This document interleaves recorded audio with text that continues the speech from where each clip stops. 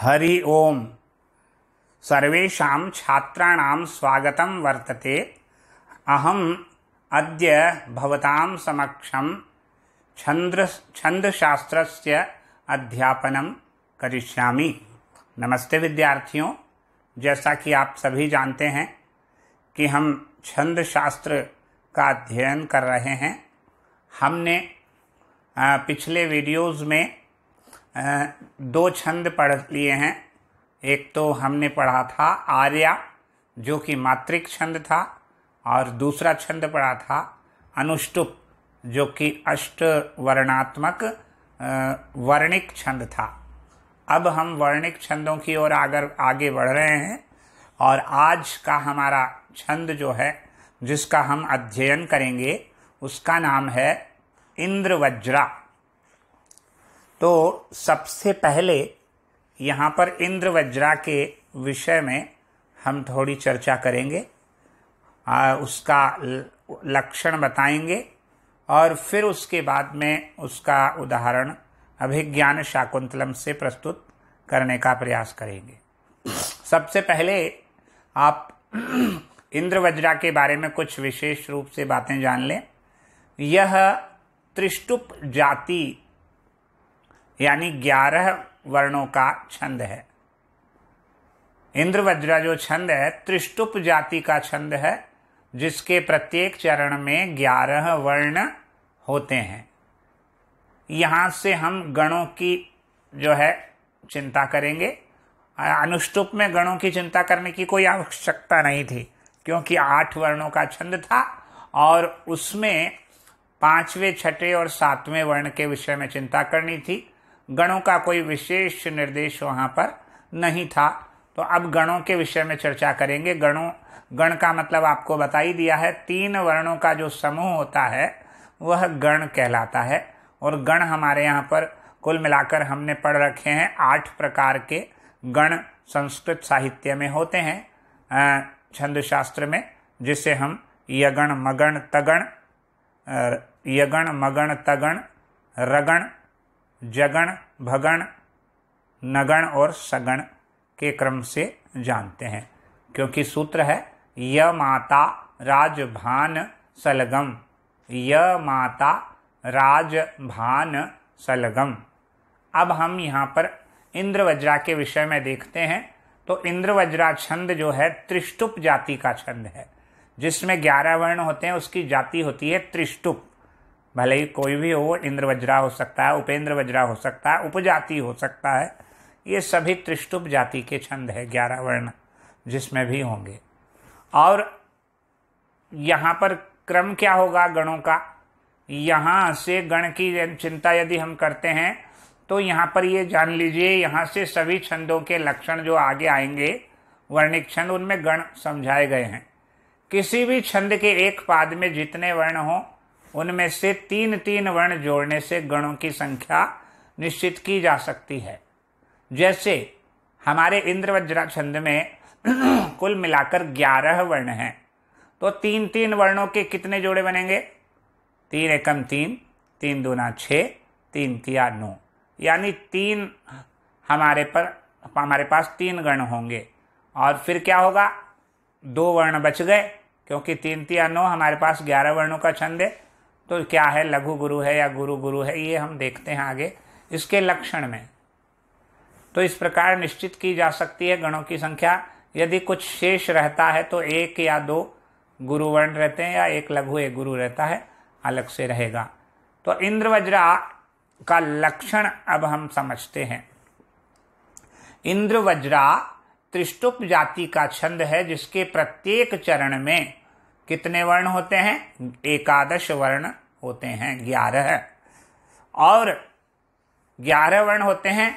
इसमें जो 3 का भाग 3 बार जाएगा, अर्थात इसमें 3 गण होंगे, शेष 2 बचेंगे, जिसको हम ऐसे समझते हैं 2 तगण, 1 जगण, और अंत में 2 गुरु वर्ण।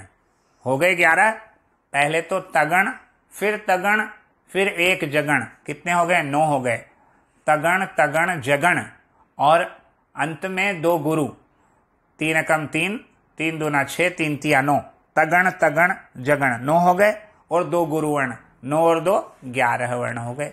तो इस प्रकार यहाँ पर हमने जाना इंद्रवज्रा एक त्रिष्टुप जाति का छंद है, जिसके प्रत्येक चरण में 11 वर्ण होते हैं, और वे क्रमशः किस क्रम में होते हैं? वो क्रम है तगण तगण जगण और 2 गुरुवर्ण के क्रम में होते हैं।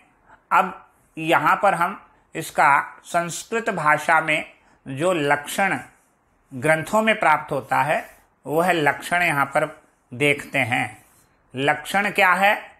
स्यादिन्द्र वज्रा यदि तौ जगौगः, स्यादिन्द्र वज्रा यदि तौ जगौगः, इसको हम समझेंगे अभी। स्यादिन्द्र वज्रा यदि तौ जगौगः, ये लक्षण है, इसको समझते हैं। तौ, तौ मतलब होता है 2 तगण, 2 तगण होते हैं, अभी पहले बताया मैंने आपको हिंदी में। तो 2 तगण तौ, 2 तगण, तौ बराबर 2 तगण। जगौ, जगौ मतलब बराबर जगण और गुरुवर्ण, गह बराबर गुरु मिलाकर, यानी तगण तगण जगण और गुरु होने पर इंद्रवज्रा छंद होता है। अंत में 2 गुरु हो गए, और चरण के अंत में क्या होती है? यति होती है। यति का मतलब होता है ठहराव। चरण के अंत में यति होती है, इसमें बीच में कोई विराम नहीं है। तो स्यादेन्द्र वज्रा यदि तौ जगौगः का तात्पर्य हुआ कि इंद्रवज्रा छंद के प्रत्येक चरण में 11 वर्ण होते हैं, जो क्रम से 2 तगण होते हैं, इसके पश्चात 1 जगण होता है, और अंत में 2 गुरुवर्ण होते हैं, और चरण के अंत में यति होती है। ये इसका लक्षण आपको बता दिया, स्यादेन्द्र वज्रा यदि तौ जगौगः। अब हम यहाँ पर अभिज्ञान शाकुंतलम नामक नाटक से हम एक श्लोक आपको बताते हैं, और वह श्लोक जो होगा वो इंद्रवज्रा छंद में ही निबद्ध होगा। तो देखिए यहाँ पर मैं आपको चतुर्थ अंक में ले जाता हूँ। अभिज्ञान शाकुंतलम के चतुर्थ अंक का द्वाविंशत श्लोक है। द्वाविंशत का मतलब है 22वां श्लोक है। द्वा मतलब 2, विंशत मतलब 20, 20 और 2 22। तो चतुर्थ अंक का अभिज्ञान शाकुंतलम नामक नाटक के चतुर्थ अंक का 22वां श्लोक जो है वह किस छंद में निबद्ध है? वह इंद्रवज्रा छंद में निबद्ध है। ये मैं आपको सुविधा के लिए बता रहा हूँ, बाकी ये बताने की जरूरत नहीं है कौन से छंद का कौन से अंक का कौन सा श्लोक है, लेकिन सुविधा होगी आपको ताकि ढूंढने में और याद करने में। तो ये अभिज्ञान शाकुंतलम के चतुर्थ अंक का 22वां श्लोक मैं आपके सामने प्रस्तुत कर रहा हूं। सुनिए। अर्थो हि कन्या परकीय एव तामद्य संप्रेष्य परिगृहीतुः जातो ममायं विशदः प्रकामं प्रत्यर्पितन्यास इवांतरात्मा। ये श्लोक है। देखिए, प्रथम पंक्ति, द्वितीय पंक्ति, तो चारों पंक्तियां मैं एक एक करके बोलता हूं। पहली पंक्ति है अर्थो हि कन्या परकीय एव।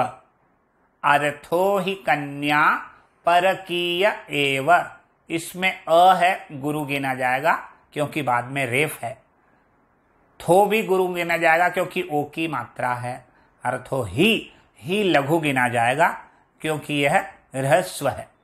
तो अर्थो ही हो गया तगण, गुरु गुरु लघु, अर्थो ही। कन्या, इसमें दोनों गुरु गिने जाएंगे, क भी गुरु गिना जाएगा और या भी गुरु गिना जाएगा। कन्या और प क्या गिना जाएगा? लघु। अर्थो ही कन्याप, कन्याप यानी ताराज, ये भी हो गया गुरु गुरु लघु। अर्थो ही कन्या परकीय एव, तो प तक हो गया रकीय, तो र लघु की गुरु और य भी लघु, यानी ये हो गया लघु गुरु लघु, यानी जभान जगण हो गया। तो ये हो गया अर्थो ही कन्या परकीय, परकीय, तो र की य, तो र लघु की गुरु और य लघु, और ए और व, तो यह व अक्षर यद्यपि रहस्व है किंतु चरण के अंत में इसे भी गुरु मान लिया जाता है। अगर चरण के अंत में कोई लघु आए और हमारे को गुरु की, छंद में गुरु का लक्षण है, तो उस अंतिम अक्षर को भी गुरु मान लिया जाता। तो ए और व को भी गुरु मान लेंगे। ए तो गुरु है ही, वह भी गुरु हो जाएगा, तो पूरा हो जाएगा अर्थो ही कन्या परकीय एव, तगण तगण जगण और एव, ये दोनों गुरु। ठीक है, अर्थो ही कन्या परकीय एव।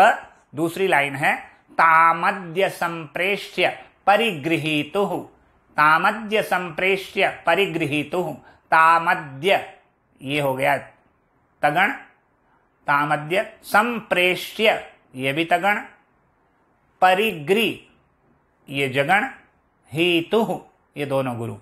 तो ये हो गया अर्थो ही कन्या परकीय एव प्रथम पंक्ति, तामद्य संप्रेष्य परिगृहीतुः ये द्वितीय पंक्ति, जातो ममायम विशदः प्रकामम यह तृतीय पंक्ति, जातो ममायम विशदः प्रकामम, और चौथी पंक्ति है प्रत्यर्पितन्यास इवांतरात्मा, प्रत्यर्पितन्यास इवांतरात्मा ये चतुर्थ पंक्ति।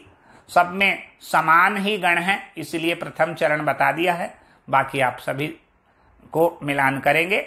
यहां पर एक बात ध्यान देने योग्य है कि इंद्र वज्रा छंद जो है आपको अभिज्ञान शाकुंतलम में और स्थानों पर भी प्राप्त होगा, लेकिन यह बहुत प्रसिद्ध श्लोक है, चतुर्थ अंक का है, क्योंकि आपने कहावत सुनी होगी काव्येषु नाटकम रम्यम तत्र रम्या शकुंतला, तत्रापि च चतुर्थो अंकः तत्र श्लोक चतुष्टयम्। इसीलिए मैंने आपको यहाँ पर चतुर्थ अंक का श्लोक बताया है। अर्थो ही कन्या परकीय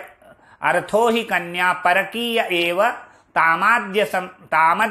वापस से अर्थो ही कन्या परकीय एव तामद्य संप्रेष्य परिगृहीतुः, जातो ममायम विशदः प्रकामम प्रत्यर्पितन्यास इवांतरात्मा। ये पूरा श्लोक जो है मैंने आपको बोल दिया है। 11 वर्णों का छंद है, त्रिष्टुप जाति का छंद है, तगण तगण जगण और अंत में 2 गुरु वर्ण है। ऐसा लक्षण जहां पर घटित होता है वहां पर इंद्र वज्रा छंद होता है। यह इंद्र वज्रा का छंद का लक्षण जो बताया था, स्यादिंद्र वज्रा यदि तौ जगौगः, ये हमने पढ़ लिया है। तो अब आशा है आपको यह श्लोक अच्छे से समझ में आ ही गया होगा। फिर भी एक बार मैं आपको बता देता हूं, यह त्रिष्टुप जाति का छंद है। त्रिष्टुप मतलब जहां पर 11 वर्ण होते हैं वे सभी छंद त्रिष्टुप जाति के हैं, क्योंकि हमने जातियां पढ़ी हुई है छंदों की, कौन कौन सी, जैसे उक्ता, अत्युक्ता, ऐसे उष्णिक, बृहति, गायत्री, पंक्ति, जगती, अति जगती, है ना, शक्वरी, अति शक्वरी इत्यादि हमने जातियां पढ़ी है छंद की। तो ये त्रिष्टुप जाति का छंद है 11 वर्णों का। और इसका लक्षण क्या है, चरण के मतलब प्रत्येक चरण में तगण तगण जगण और अंत में 2 गुरु वर्ण होते हैं। स्यादेन्द्र वज्रा यदि तौ जगौगः ये इसका लक्षण है। और जहां पर कहीं पर चरण के अंत में लघु वर्ण आए तो छंद की पूर्ति के लिए उसको अगर गुरु चाहिए हमको, तो लघु वर्ण को भी गुरु मान लिया जाता है। चरण के अंत वाले वर्ण के लिए नियम है, हर जगह यह नियम लागू नहीं होता है। तो ये आपको यहाँ पर श्लोक एक बार और बोल देता हूं, फिर ये समाप्ति की ओर होगा हमारा। देखिए, अर्थो ही कन्या परकीय एव तामद्य संप्रेष्य परिगृहीतुः, जातो ममायम विशदः प्रकामम प्रत्यर्पितन्यास इवांतरात्मा। ये चतुर्थ पंक्ति है, प्रत्यर्पितन्यास इवांतरात्मा। देखिए, ये आपको आज हमने पढ़ा है, जिस छंद का अध्ययन किया है उसका नाम है इंद्र वज्रा।